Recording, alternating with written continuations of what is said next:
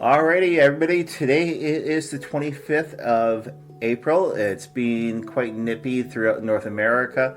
Jillian's actually in the studio right now. How's it going? It's going okay. At least it's sunny outside, so that's a bonus. So true.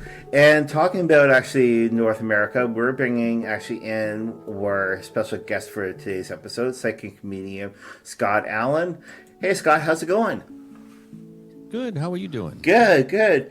So, how was that cold chill down there in Boston area? Well, it snowed. What is it? It was April 7th. It's not as warm as I'd like it, but the sun, like she said, the sun is out, so that's a good thing.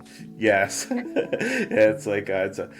So everybody's just let you know. Actually, Scott is well known actually for his own podcast, which is really awesome.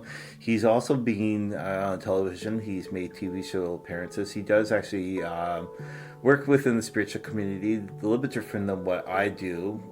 Which is really wonderful. And we're going to talk with Scott about actually his spiritual life, right where he got started, and a lot more. Sit back with psychic medium Chris and Jillian as they discuss about major topics and also interview a lot of people.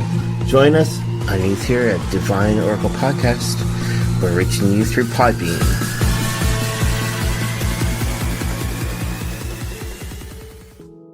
So, Scott, would you like to let our listeners know a little bit about you? Sure. Thank you. Yeah. It's funny because a lot of people talk about growing up psychic. And, in hindsight, I can look back and see signs, see things. It was there, but it wasn't something that I ever really understood. I was always fascinated by it, but I didn't think that what I was experiencing was true psychic or mediumship. I don't know what I thought it was, but I grew up, and at 16, I was already working in the family funeral home. I mean, I was, mowing lawns and washing cars, that kind of stuff. And I spent, almost 40 years. It'll be 43 years this month, actually, that I started working. So, it was interesting. I blocked a lot of it out, and when you're in that business, you sort of live in a fishbowl, so you can't be running around talking to dead people while you own a funeral home. You just can't do that. They'll run you out of town. But I knew something was up. I mean, there were moments. There were times when I would hear people walking up and down the stairs. I could hear them walking above me. And I built this place from the ground up. Of course, we all know that, if you're dealing with haunted places, there was a house there 100 years ago that had burned down. So it doesn't matter, right? You know, we were talking about Penhurst Asylum. I don't know if you're familiar with that at all. And they're tearing it down and building a data center. So it's going to be a really fantastically haunted data center because the ghosts aren't going anywhere. But yes, that's another story for another show, But I felt like that's what was happening to me, was that the funeral home was haunted, and I was acutely aware of where they were. And I had never experienced that before. I started to notice that I could, when I say feel them, that vibration you get. I knew how tall they were. I started to know things about them, but I couldn't prove it. There was nobody to validate it. But all of that started to happen, and I really kept it to myself because I didn't want to be locked up, and then I got out of the funeral business. I sold the funeral homes, and I wanted to just be closer to my folks who were getting older and having health issues and things. And that's when it started to really go. So I we can talk as much or as little about that as you want, but it became apparently clear that something was happening, and I couldn't deny it anymore. But I was afraid at the time that it was mental illness. Yeah. Because again, I saw the sixth sense. It doesn't look like that to me. That's not what this is like. So it took a while. It took years of experiencing this. Everything's haunted around me. Why is everything haunted all of a sudden? Every building I go to, every place I live, every place I visit, it's always haunted. Why is it haunted? And finally, somebody said to me, I don't think it's the building. I think it's you. And I thought, oh God, that's not comforting. So, I started to investigate. and talk to people who were mediums. And over time, I built trust, but it took me a long time before I was able to really, understand it, accept it, embrace it. And once I did, it was like the universe laid down a path for me. Everything started happening. I met the right people. I did a TV show for Amazon. I met this actress she's on the Hallmark Channel, and she's been on QVC. She's a host. And I read for her on her show, and then all of a sudden I'm starting to read for people like all over the United States and England and Europe. And, it got kind of crazy. Like everything was like, okay, here you go. It's time. Just do it. And once I said, okay, they just kept throwing opportunity after opportunity after opportunity at me. And I didn't even feel like I was ready for it. Yeah. I felt like I was terrified, really. Yeah, now I know with funeral homes, so most people think though it's based because the energy is coming in, but a lot of people don't realize it's the grounds. I had 3 funeral homes. 2 of them were not haunted at all. Okay, all right. 2 of them were not. All right, but one of them definitely was. Now, were the homes actually within the Boston area by any chance, or were they outside? They were in Massachusetts. Massachusetts. Yeah, they were in Massachusetts, but not in Boston. Okay, kind of out in the central part of the state. Now, since you were doing your journey, finding yourself, actually, and exactly to become a spiritual medium, which is what I call, or a psychic medium, how long was the process by any chance for you? I don't know what day one is. I mean, I guess, because it sort of happens gradually, you know, but I would say the unfoldment process, let's just call it that, where you finally say, okay, I know what this is and I need to embrace it, and I want to take classes and I want to learn how to use it. That's like 3 to 5 years probably to really, it's been all of like, oh God, it's probably like 6 or 7 years now. Okay. So, it takes a little time. You have to go through the steps, I think. That's a great point, though. Yeah, because so many people think though that we're actually, like, some of us, we're born with it, but the thing though is we have to gradually be able to move ourselves a little more further down the road to be able to grow a little bit more stronger, which I love that. During your journey, did you come across anybody that doubted you or made you feel small, tiny, or even people who lifted you up and made you feel great? Like, how did the physical aspect go? The whole world doubts us. It's everywhere. It's everywhere. But I can honestly tell you that I have experienced maybe a couple of people really that were outwardly antagonistic. And that's, some people don't get it, but they just don't bother with it. Do you know what I mean? Like it's just not something that they, that's fine if you want to do it. It's just not my thing. You know what I mean? But there have been a couple, and I still think with those people, there were ulterior motives. It was either jealousy or something, just something, but it wasn't, it was people I knew that all of a sudden became antagonistic because I was doing it. But I mean, I came out of the spiritual closet and pretty much told everybody, I went on Facebook and I'm like, listen, I can't do this work unless I can't do it in the dark. You know what I mean? Like and by dark, I mean like without anybody seeing me. Can't do it. I need to be able to do it up front and in the open. Yeah, you need to be honest with yourself. Yeah, so if you don't like it, I mean, that's okay. I get it, right? Like I'm not here to change anybody's mind, but I'm not going to hide from you. So, move on. And most people are interested by it, even if they don't understand it. I have a friend who is fascinated by it, but terrified of it. So she's never been to one of my events or anything because she's afraid of it. It's strange, Now, we were just watching a clip of yours actually on YouTube, and it was great to actually sort of know a little bit more information about you. But you were saying though that you do conferences, like events, and I do like public demonstrations. You mean? Yeah. So if I'm in an event, I have an audience, right? Yeah. Is that what you're saying? Yes. And I bring through the husband of somebody, right? Yes. Do they deny that it's theirs? Yeah. I don't know that I've ever had that happen. I mean, there are some where I will tell them that I'm not with them, because you have people that feel like they have to. Oh, it's got to be my so and so, right? I tend to know. A lot of times, I know right where I'm going. Maybe not to the person, but to like the part of the room. Like I'm over here on the right, and I'm halfway down.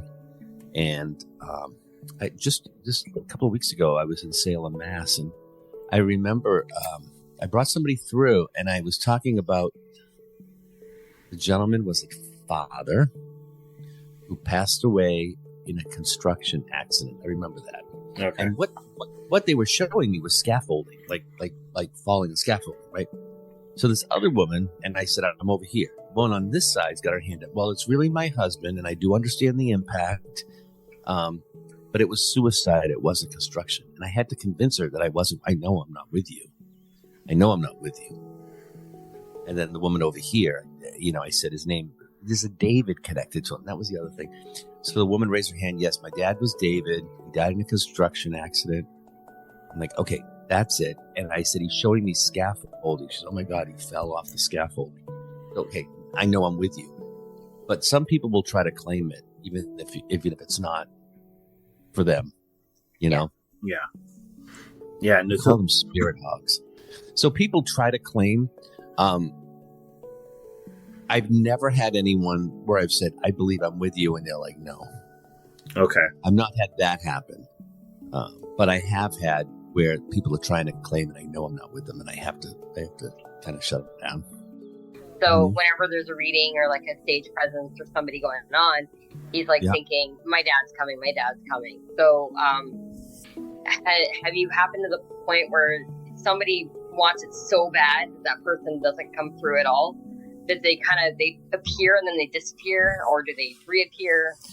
It's in that kind of a situation. I mean, I may not know, you know what I mean? Like, I don't necessarily get them to come and go and pop in and out. But if someone's sitting in the audience thinking, I really want my dad to come through, and I don't always get to know that. You know what I mean? Yeah. They sort of keep that to themselves. I have sat with people in my office, and, they get their grandmother, their uncle, their best friend from college, but the one they wanted to connect with, their dad, doesn't show up. I don't know why. So that sometimes happens. Oh, I was asking him all week to come, and he didn't come. I don't know. I mean, they know what's best for you right now, I guess. That's all I can say. So we're going to go with your book, though. How long... What is the title of the book, by any chance, and how long has your book been out? Yeah, so the book was published in January of last year, so it's been out, 12, 13 months. It is called In the Presence of Light, A Funeral Director's Journey from Mourning to Mediumship, and it's MOURNING to mediumship. And it really is the story of kind of growing up, now that I can look back and see the signs. Yeah. So it takes me through how I got into the funeral business, the grief that I went through, and the losses that I experienced while I was going through that.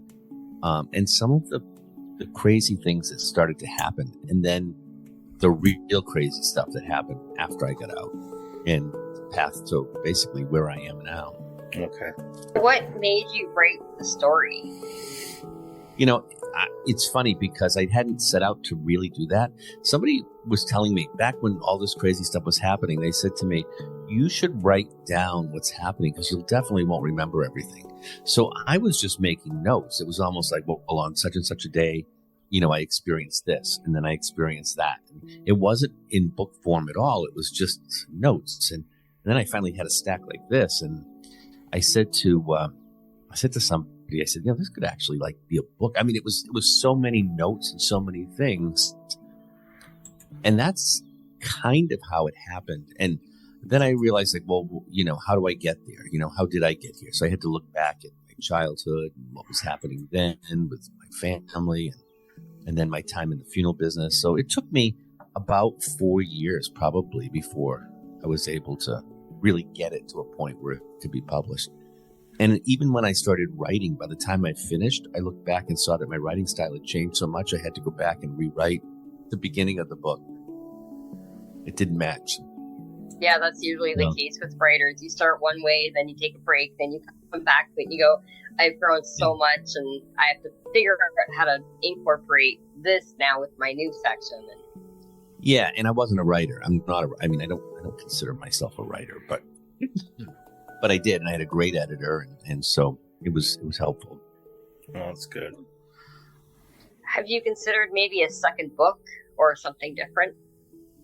I have, but I don't have anything really in the works. And, you know, most of it is what will I write about? You know, and I've had different ideas, but for the most part, I'm just so busy. Like, I don't know when I'm going to do it, you know? Yeah. I don't know. You know what I mean? It's just, I have to really think about what that looks like and where I will fit that in. Because I'm constantly doing something, you know? Yeah. The book is kind of like a behind the scenes, like an afterthought kind of thing. It's when you get to it, you get to it.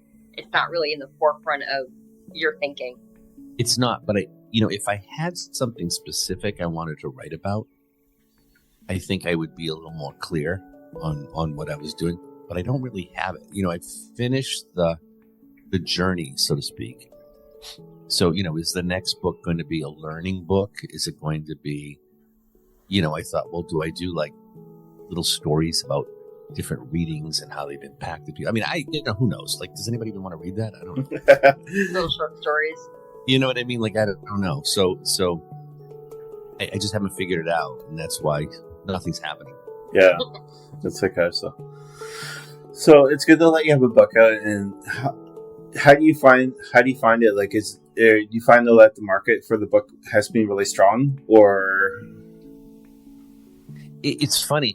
It was one of those things where as soon as it published, it sold a lot, and then it became a little slower. But I feel like now it's starting to ramp up again. I'm noticing more sales, and I don't know if that's just because I'm doing more events, people are hearing about me, you know, and that. Cause I don't really know what the answer is, but it seems to be, you know. And I always have them at my events, and people tend to buy them there.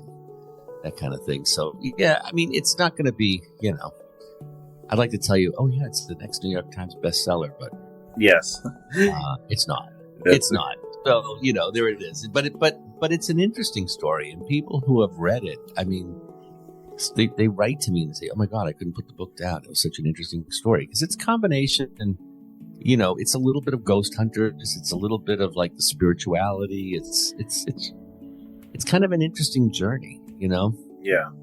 You get that glimpse, you know, behind the scenes kind of thing, like you said. Where could people pick up your book, though? Anywhere books are sold. It's Barnes and Noble. It's the publisher is Balboa Press, which is Hay House. So, you know, you can go on their website, you get it on Amazon, you can get it like anywhere you get books. Anywhere you get books. Yeah. Okay. Yeah. What shows have you done, though, by any chance, in the past? TV, are you talking about? Yes. Yeah. Yeah. So really, it was a show on Amazon. It was called, it was on Prime Video, called Dark Echoes. And I actually filmed 2 seasons, but I think I've only seen 1 season come out. And so I don't know what's happening with the other one, but it was all about, they drop you off in this haunted location and you kind of walk through alone. You're never alone because the cameras and all that. Yeah. But you know, it looks good when you're because they've got the camera on you. You look like you're by yourself. So I did that and I enjoyed it, but I've really steered away from that field. Like, you know, the whole haunting thing, it's a vibration I don't live on. You know what I mean? You have to be in a different space for that. I just don't. I enjoy the light and the airy and the spiritual, and I feel like that's sort of where I'm focused. Yeah. So while it's fun, you know, and it was fun, I had already decided I wasn't going to do a season 3, and as far as I know, they did not do a season 3. But I had pretty much said I'm done after season 2, and I don't know what's happening with season 2. Okay. I have no idea if it's coming out or not. Okay, so I know we keep coming back to this. You're 16, you're working in the family morgue, and stuff like that. What made you open up the business and going and getting 2 and 3 of them? Like, what made you open up your funeral homes? Well, I was working in a funeral home to begin with. And Yes. at first it was just, washing the cars and mowing the lawns. And for whatever reason, I liked helping people. I think that nothing happens without a plan, right? And as I look back, I would help the people, like the families, because of the people they'd lost. And now I help the people they lost because of their families, and it's like they have a message to say. And I feel like that was Spirit's way of kind of like introducing me to the world of grief and death and dying and how to deal with people and how to work with people and how to guide people, almost in preparation for what I'm doing now. Okay. It feels like that's what I've been doing my whole life. So why did I do it? I think because I was supposed to do it. But by the time I got out, it was burnt out. Like, I can't work 24/7 anymore. And I was working all the time. Like, I was on call 24 hours a day, 7 days a week. And I don't do that clearly anymore. Yeah. So, that was tough, but I think it was where I was supposed to be. And I didn't think I would do that when I got into the business. I didn't think that's what I would do, but it became apparent to me that that was the path I was to go on. So, even when I got out of high school, I already knew. I mean, this was it. That was the path I was going in. But it was just sort of the way life turned for me. I love the one story though that you kind of tell. It was on the one video that we were watching today, and it was to do with the couple with the teeth. And they were seniors. Yes. I love that story. I don't know if you kind of remember it. If you sort of want to let our viewers know a little bit about that story with the teeth. That's one of the stories that I have written about in the book. One of the happenings. Because I was still working at the funeral home at that time, and we had gotten a call one night that there was a gentleman that passed in a nursing home, and he and his wife were both in the nursing home together. They both needed care, so they put them together in the same room. And when we got there, his wife was, saying goodbye to him, and then they took her and they brought her out, to another part of the building, wherever it was. And I remember asking the nurse where his teeth were, and she pointed to his nightstand, which was over by the bed. And I went, I got the teeth, and for some strange reason, I asked the nurse, "How do you know they're his?" Right? I'm thinking, like, how do you know they're his and not hers? Right? There's like a nightstand between the beds. She says, "Well, that's his nightstand. Hers is over here." Whatever it was. Okay, and I grabbed them, and we went back to the funeral home. And as I took them out of the stretcher, I thought, something doesn't. It just like something's not right. Yeah. And I knew better than to say anything, because I'd already had that experience with the guy that I worked for. Like, I'm not going down this paranoia trip with him about, like, this can't be her teeth or his teeth. So I just didn't say anything. But, when she came in for calling hours, she came in for the wake, and the kids were wheeling her in. She was in a wheelchair, and she looked up at me, and she smiled. And I was looking at, like, the Grand Canyon, because she had no teeth in her mouth. And she says, "You're not going to believe this. They gave her my teeth. They gave you my teeth instead of his teeth." And I was stymied. It was like, and the daughter, I think it was, said, "Oh yeah, because I cleaned them and put them in the wrong drawer by mistake." Yeah. I mean, like, go figure, right? Yes. Yeah. They weren't where they were supposed to be. But why did I think that? At the time, I thought it was just a really funny coincidence. That's just like weird, right? In hindsight, I'm thinking, like, where did that come from, right? Why was I thinking that? I have no idea. Yeah. Your intuition was saying, "Hey, guess what? These are not that person's teeth." No, but I didn't trust that. Do you know what I mean? Like, I didn't trust it. I just felt funny about it, like something that it's like weird. And then you talk yourself out of it. It's like, oh, it's just me being silly. You know what I mean? Yeah, I love that though. I love that though. Because the energy was trying to actually connect with you, and there's so many people though, even to date though, like something like that will actually happen, and a lot of people are saying, "All right, well, that's not spirit. That's not to do with energy. That's just to do with wise people." But if you literally look at it though, it's the spirits that are communicating with us. Yeah. Although, I mean, to your credit, like, I don't think that that's what I thought it was. Yeah. I just thought it was a really strange coincidence. Yeah. Yeah, because I was listening to that underneath the one video we were watching, and I'm like, yeah, the energy does talk to us in different ways, and a lot of people don't realize it. And for me, though, you're working at a different level than I am. You're more in tune than I am. And people use tarot cards. People will actually look at people and pick up energy. Now I know though that happens quite a bit. People will look actually at us within, okay, well, is he going to use cards or what? Do you find though that a lot of people are always wanting cards from you, or are they very much so impressed though that you're able to pick up the energy by looking at the person?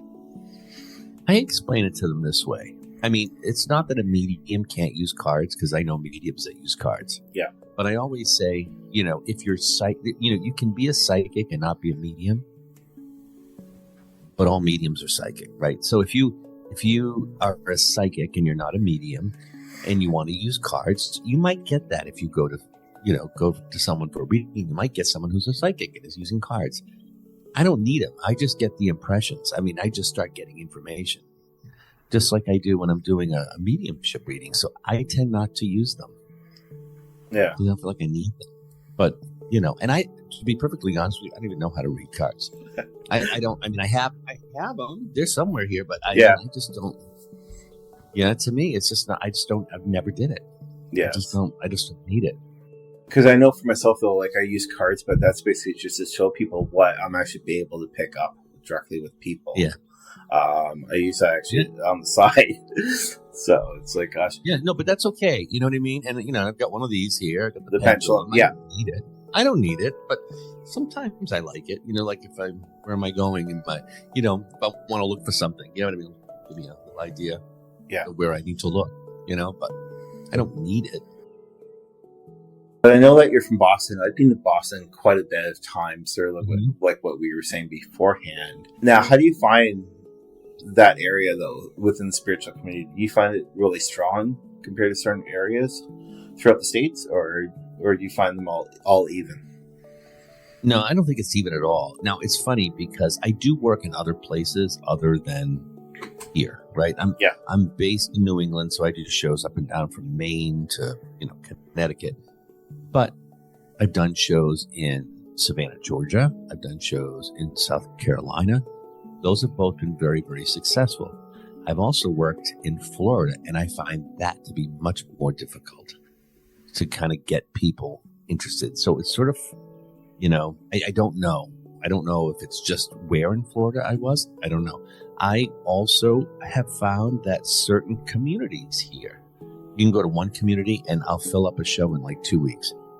And then I'll go to another community and it's like trying to get tickets to go. It just depends on where you are, It could be population. It could be religious beliefs. Like, I just don't know, every once in a while I'll get, the people that come and leave Bible quotes on my, on my social media page. Yeah. It's like, okay, I don't need you to show up and come to my event. So just keep scrolling, Yeah. It's like, but I don't, I don't think it's the same everywhere. I really don't. Okay.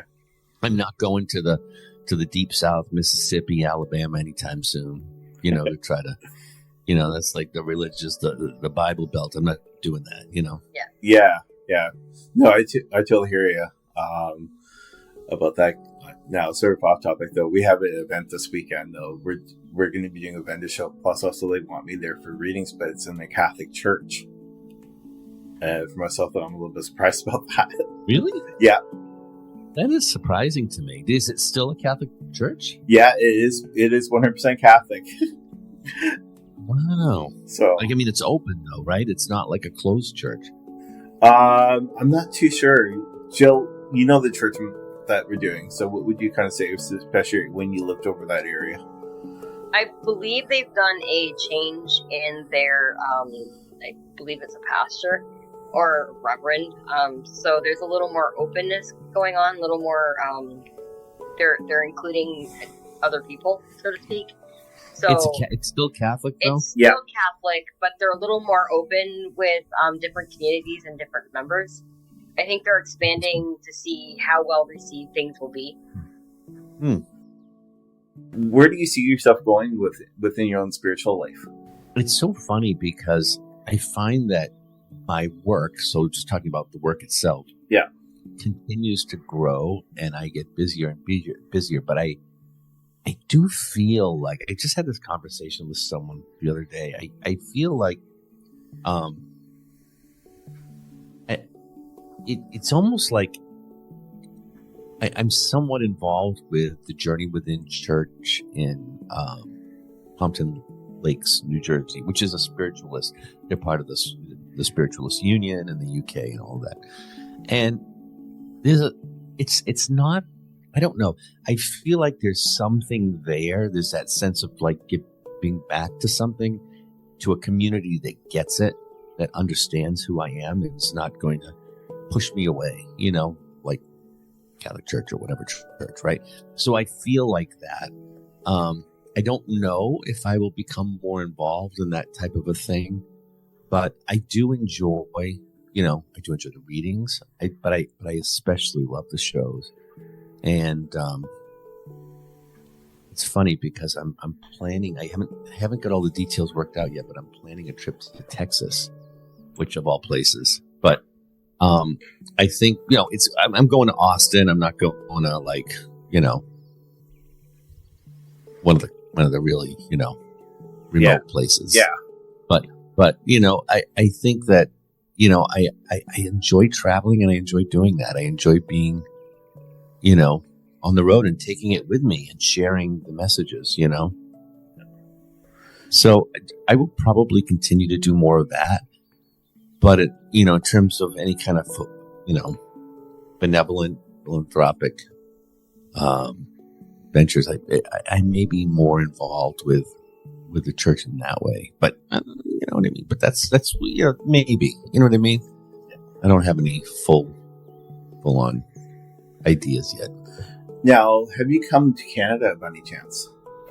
I've been to Canada twice in my life, both to Quebec City in the winter for Carnival, and I hate winter. So ask me why I did that. I don't know. It was amazing. It was absolutely beautiful, but I've never been. I would love to go to Canada. Okay. I've considered fleeing to Canada in recent. Yes. Well, that's a whole other show. Yeah, it is. It's like but yeah, no, I just wasn't sure if you've actually worked here in Canada, especially with your spiritual gifts. So I haven't. No, I haven't. What's it like in Canada? Is it open? Well, for our community, basically is more Indigenous community. So but here, everybody's like starting to search a little bit more than what we used to do like 5 to 10 years ago, for purpose within the spiritual community. Like a lot of people are starting to look at that directly. Now I know Jillian, though, she's a mix. Joe, what would you say about that? I am the what do you want to call it? The skeptic psychic, skeptic paranormal person. If it didn't happen to me, then it didn't happen, kind of thing. I get that. I was behind the scenes for some of their paranormal investigations and shows that they've done in the past, and I was the debunker. What was that sound? What was that noise? What was that knock? That kind of thing.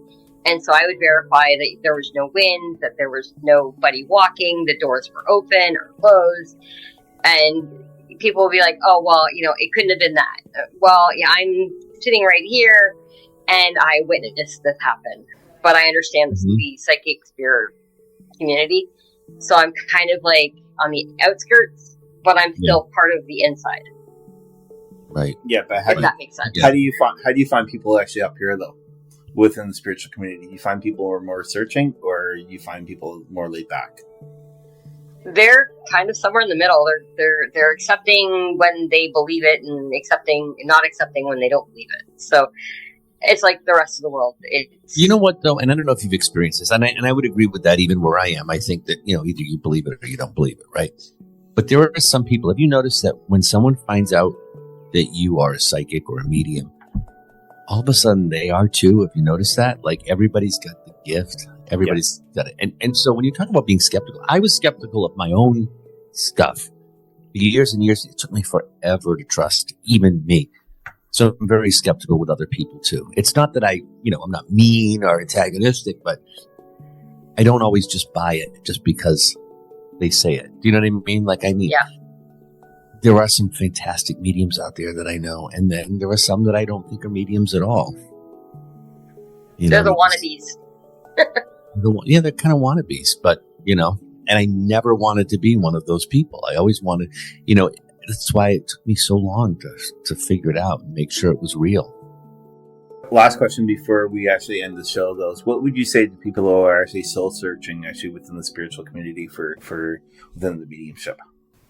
You know what? I always say, first you got to figure it out. You have to figure it out. And this, one of the best ways to really start to get a handle on what you have or don't have is to become a part of a group of like-minded people, because you can't do it yourself in your bedroom. So I've sent people, talk about the Journey Within. It's not an advertisement for the Journey Within, but they have some beginner mediumship classes and circles that are so affordable. It's like $50, $40 for like 6 weeks or something. It's so dirt cheap. Just go and do it. There's no, like, so what if you do a mediumship circle and you can't read somebody? I mean, we all have days like that anyway. So, I mean, you're not competing with anyone, but you need to be able to figure out what's going on with you and have someone who is in tune enough to be able to say to you, I think you got it, or maybe you don't. I don't know. You know what I mean? I don't know if they would say that to you, but I feel like you need to figure that out on your own. And so just keep searching and find those places where you can go and just be with beginners, be with people who don't. This is funny. I've led mediumship circles. Oh my God, I'm the only one that can read people sometimes when they get in there, like they just, they're just not getting anything, but that's okay. You know what I mean? It's okay to explore. So I would suggest that probably. Okay. All right. And for the last one question though, how can people be able to find you? Yeah. So I am obviously I have my website, which is bostonmedium.com. Very easy to find. You can get my books anywhere books are sold. And from my website, you can find everything. All of my shows, where I'm going to be, any classes that I might be teaching, if I have any. You can find out about my book. You can find out about me, just everything. So that's the place to start, bostonmedium.com, and it'll take you wherever you want to go. Okay. All right. And do you do online courses, though? I don't have anything going on right now, but I am working on some with some people. So there will be some coming out, but I don't have anything out right now. Okay. All right. Well, we do say thank you very much, Scott, for actually taking part in today's episode. I know that we actually had some technical problems before we started. But spirits do work actually in different ways. Again, though, we do say thank you very much for taking part in today's show.